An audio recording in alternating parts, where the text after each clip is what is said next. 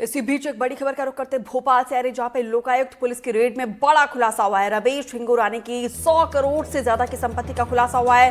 MP में तकनीकी शिक्षा विभाग में बाबू है रमेश हिंगोरानी। 3 किलो सोना, चांदी के जेवर और हीरे की अंगूठी बरामद की गई है। लोकायुक्त के हाथ में लगे प्रॉपर्टी से जुड़े कई बेनामी दस्तावेज, 30 साल की नौकरी में 160 गुना ज्यादा संपत्ति जुटाने का यह आरोप है। रमेश हिंगोरानी के बेटे के पास से अवैध पिस्टल भी बरामद की गई है। गांधीनगर पुलिस ने आर्म्स एक्ट के तहत मामला दर्ज किया है। ये बड़ी जानकारी यहाँ पर देखिए, कल से ही लोकायुक्त की टीम के द्वारा ये दबिश दी गई थी। कई स्कूल में रेड लगातार जारी थी। रमेश हिंगोरानी के घर पे, उसके ठिकानों पे दबिश लगातार दी जा रही थी। कल ही जो खबर निकलकर सामने आई थी उसके मुताबिक कई ज्वेलरी, सोने चांदी के और हीरे के अंगूठी बरामद किए गए थे। लेकिन अब देखिए कितना बड़ा खुलासा हुआ है। 100 करोड़ से ज्यादा की संपत्ति और एमपी के बाबू के पास देखिए शिक्षा विभाग में तैनात है रमेश हिंगोरानी, बाबू के पद पर तैनात है। लेकिन 30 साल के करियर में यहां पर देखिए 100 करोड़ की संपत्ति जुटाई है। अजय शर्मा ज्यादा जानकारी के साथ जुड़े हैं। अजय, कल से ही दबिश दी जा रही थी रमेश हिंगोरानी के ठिकानों पर। अब देखिए बहुत बड़ा खुलासा, 30 साल के करियर में 100 करोड़ की संपत्ति। देखिए, वेतन जो था उससे तकरीबन 160 गुना अधिक संपत्ति है। मतलब आप समझ लीजिएगा कि 30 साल में बाबू मध्य प्रदेश का 100 करोड़ी बाबू है।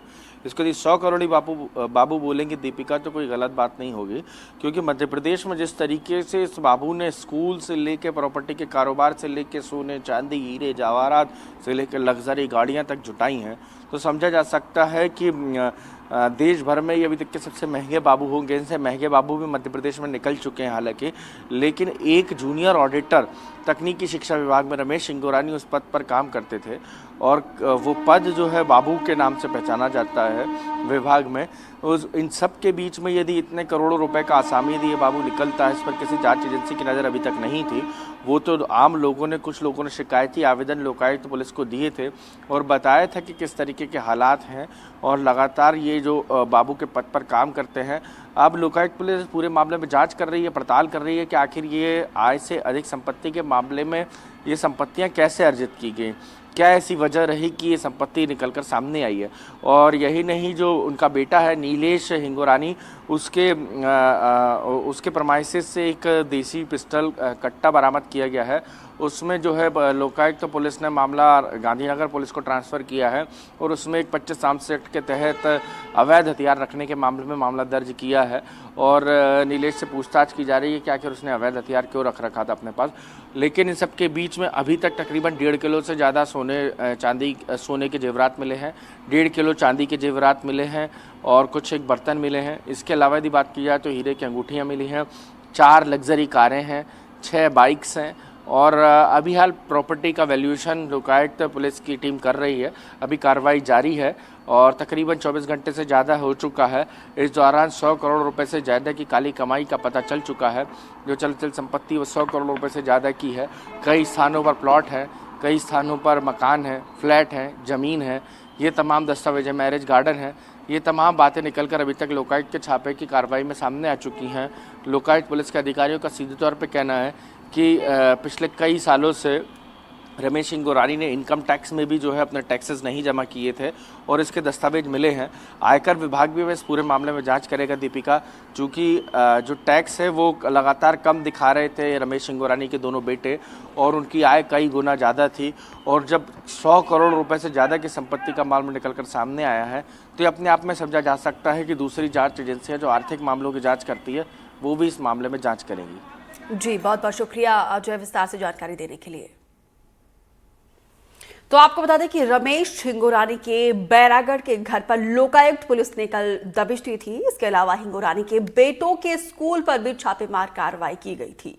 इस पर देखिए खास रिपोर्ट।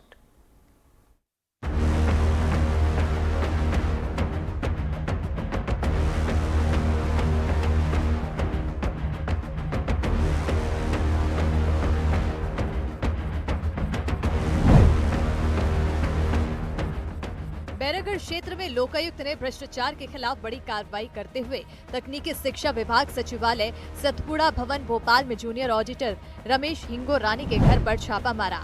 बुधवार सुबह 5 बजे लोकायुक्त की कार्रवाई से इलाके में हड़कंप मच गया।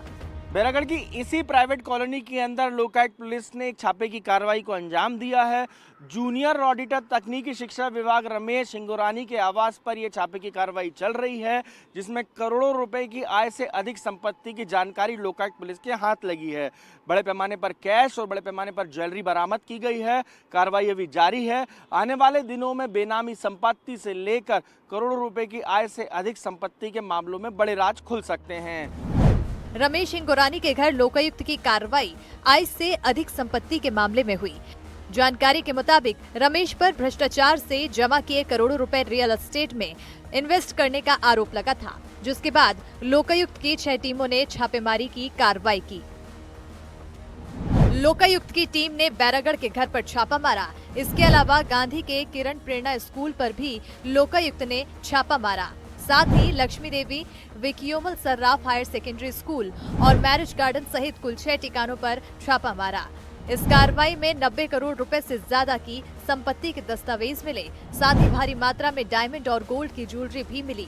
बैरागढ़ के घर में क्रेटा और स्कॉर्पियो समेत 4 कार और 5 2-पहिया वाहन भी मिले हैं। शासकीय कर्मचारी को लाभ के पद पर रहने का अधिकार नहीं। बावजूद इसके रमेश ने अपने दोनों बेटों को बगैर योग्यता के समिति के स्कूलों का संचालक बना दिया और उन्हें वेतन के रूप में मोटी रकम दी जा रही थी। हमारे यहाँ मिस्टर रमेश हिंगोरानी हैं। ये तकनीकी शिक्षा विभाग में असिस्टेंट ग्रेड 1 है। इनके खिलाफ माननीय लोकायुक्त महोदय के यहाँ शिकायत हुई थी और आय से अधिक संपत्ति अर्जित करने के संबंध में, तो जिस पर जांच प्रकरण दर्ज किया जाकर उसका जांच की गई और जिसमें प्रथम दृष्टया पाया गया जो इनकी संपत्तियां हैं और जो बैंक बैलेंस हैं इस टाइप के, तो उससे प्रथम दृष्टया पाए जाने से कि आय से अधिक संपत्ति अर्जित की जाना प्रथम दृष्टया पाया गया, तो अपराध पंजीबद्ध कर आज वर्तमान में सर्च की कार्रवाई संपादित की जा रही है और अभी प्रक्रिया जारी है। रमेश हिंगोरानी का एक मैरिज गार्डन भी 2 साल पहले प्रशासन ने तोड़ा था। जानकारी के मुताबिक ये मैरिज गार्डन सरकारी जमीन पर बनाया गया था। फिलहाल लोकायुक्त की टीम ने रमेश हिंगोरानी के खिलाफ FIR दर्ज कर ली है। NDTV के लिए भोपाल से अजय शर्मा की रिपोर्ट।